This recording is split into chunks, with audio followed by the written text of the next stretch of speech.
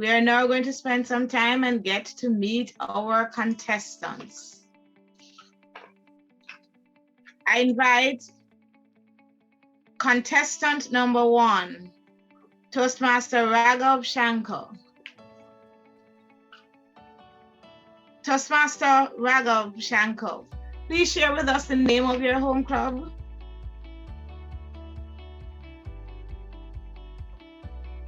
Muted.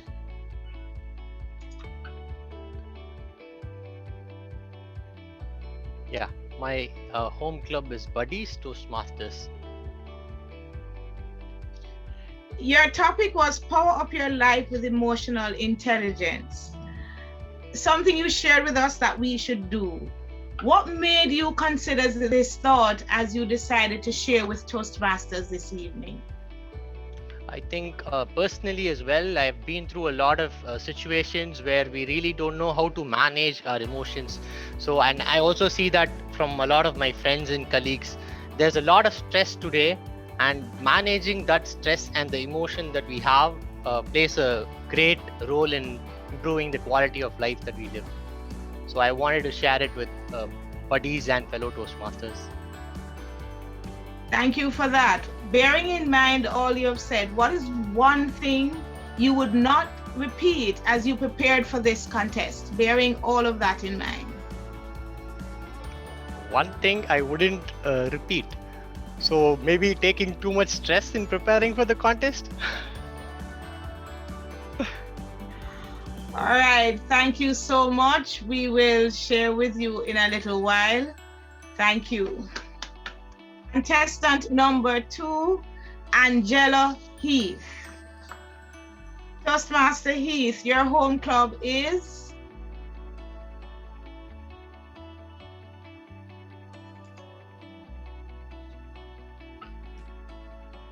My home club is Online Presenters. Thank you. You shared today, publish your messages in 4 simple steps. What else can we do in our life as Toastmasters, as individuals, that could be simple other than publishing a book? There are a lot of things that are simple, but if we don't know how to do it, we just imagine that they're hard. So I would think that anything we set out to do, if we look for the shortcuts, they're out there. Technology makes so much possible. We will find that most things are a lot more simple than we ever imagined. Can you then share with us, how did you prepare for this contest? A lot of prayer to Jesus and a lot of practice, prayer and practice.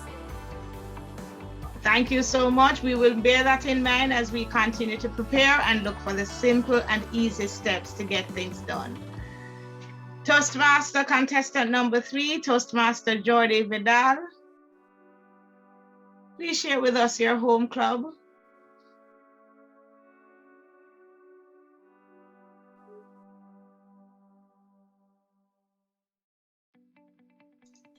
Okay, my home club is Witty Birds. One of your favorite quotes is that life begins at the end of your comfort zone. What comfort zone did you have to get out of in order to prepare for this mini webinar? Well, I have to go quite far of my comfort zone because it was not only giving a speech in a language that is not my native tongue, but dealing with all the technological things about webinars that I'm not used to. And it was a really stressful but interesting experience because I've learned a lot and it makes you wanting to do more. Bear that in mind. What would you then say to Toastmasters here and later about entering such a contest? Well, I think it's a very interesting experience because regardless of the results of the contest, you always learn, you always gain experience. It's really interesting. I've been participating in many club contests and you always learn, you improve, you always go a step forward, and it's the best way to go out of your comfort zone. I think it's fair to say you learned a new language today, Toastmaster Vidal. Thank you for sharing with us today. Thank you. Contestant number 4, Toastmaster Annie Bai.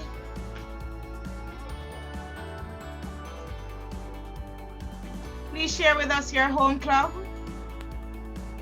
Yeah, my home club is One Country, One World Advanced Online Toastmaster Club.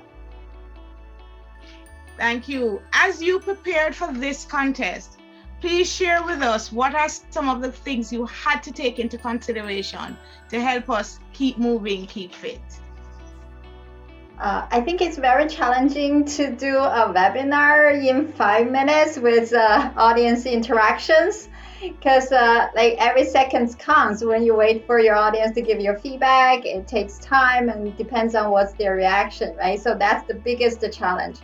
And the other one is while you're taking care of the technology all over the place, and then you have to watch the time. So that's the 2 challenges.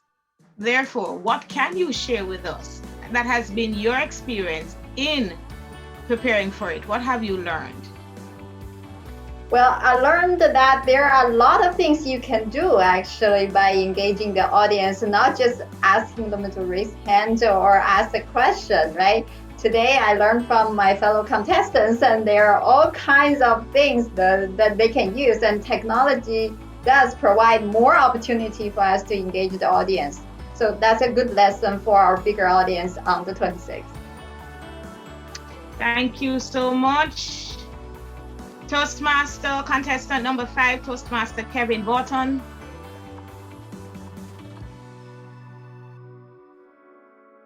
Toastmaster Broughton, your home club is? Toastmasters Without Borders. You shared with us 26,718. We do not have that amount of time, but share with us what is one of the most memorable experiences you have had doing this contest today. Doing the contest, I think the recognition of the fact that it doesn't matter how much you prepare on the day, it isn't the way that you prepared it.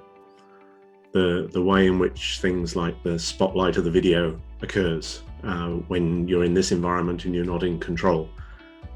Everything that you do, it really doesn't make much difference because it's on the day being ready for what actually does happen. And therefore, you would recommend us to not to continue with this kind of contest? Would you encourage members to? Not at all. Just don't fixate on things being perfect. Don't rely on it being exactly the way you expect it to. Anticipate the fact that it's going to be different and it's not going to be the way that you want it to be, and just accept it. Thank you so much. Thank you for sharing with us. We invite contestant number 6. Contestant number 6, Toastmaster Jain. Your home club is? Yeah, it's virtual professional speakers. And your topic today was Be World Class. What made you decide on such a topic for the Toastmasters audience? It's not just for Toastmaster audience, it's for the world as a whole, that they can strive to become world class in their industry. And one particular thing which I really love about being a Toastmasters is people who join Toastmasters are people who are going out of their comfort zone, who have some dreams to achieve, and they don't want to settle with the obvious, which they already get. So this made me think that Toastmasters audience is a very apt audience to share further insights about that, how they can further become world class in their journey. What could you say to Toastmasters to inspire them, to encourage them to enter such a contest, webinar contest, or any other Toastmasters contest? Great question. Every contest is actually test our skill. So there is this concept of in becoming world class and gaining expertise about deliberate practice. People talk about 1 hour of daily practice, but to actually master a skill or a craft, once you enter into these kind of contests, you will experience the finer details, how things works, and that will actually make you craft your skill even to the better. So that's one thing, that if you really want to craft your skill, and it's not just a hobby, you really want to craft yourself to become the desired person of your choice, participate in this contest because they will give you the right edge. Thank you. Toastmaster, contestant number 7, Toastmaster Daria Cave. Toastmaster Cave, your home club is?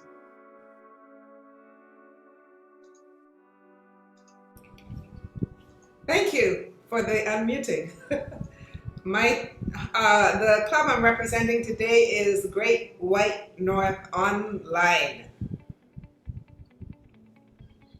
One of your favorite quotes or something that inspires you is pursuing excellence. How did that bear in mind as you decided to represent your club in the webinar contest? How did I play excellence in my contest speech? How did it encourage you? Yes. Okay. It was something that, this is something that has been in my life for the last 50 years, Toastmaster. So it comes naturally now. I do it for a living. I do it for a liking. I just do it naturally now. Looking for opportunities to inspire and looking for opportunities for inspiration, I'd say, is my modus operandi. The idea of performing excellently, the idea of producing excellent work thrills me more than anything else. So I think that my greatest inspiration these days, though, happen to be the little people, the young people that are going outside of who they know themselves to be, breaking a wall that I can only call excellence making. Thank you. Thank you. What is one thing you learned on your journey for this contest that you would like to share with us to help us prepare if we become contestants? Toastmaster, I think I would listen to the rules. Number one, I think I would read the rules earlier than I did this time. I enjoy public speaking. I enjoy contests. So the idea of reading all of the rules, all of them, didn't occur to me. Thank you. I finally did though. So thank you for sharing that with us, contestant number 7, Toastmaster Cave. We now invite contestant number 8, Toastmaster Ishrat Bundhun. Toastmaster Bundhun, please share with us the name of your home club. Well, today I'm representing my home club, Plateau Toastmasters Club. Thank you. You enjoy singing, and we heard that at the beginning. What has inspired you as you decided to use those techniques to share with us this evening?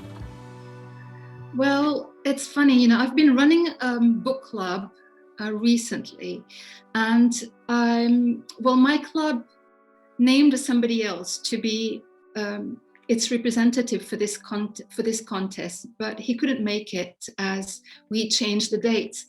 So I gave him my name after much thought and much pushing back.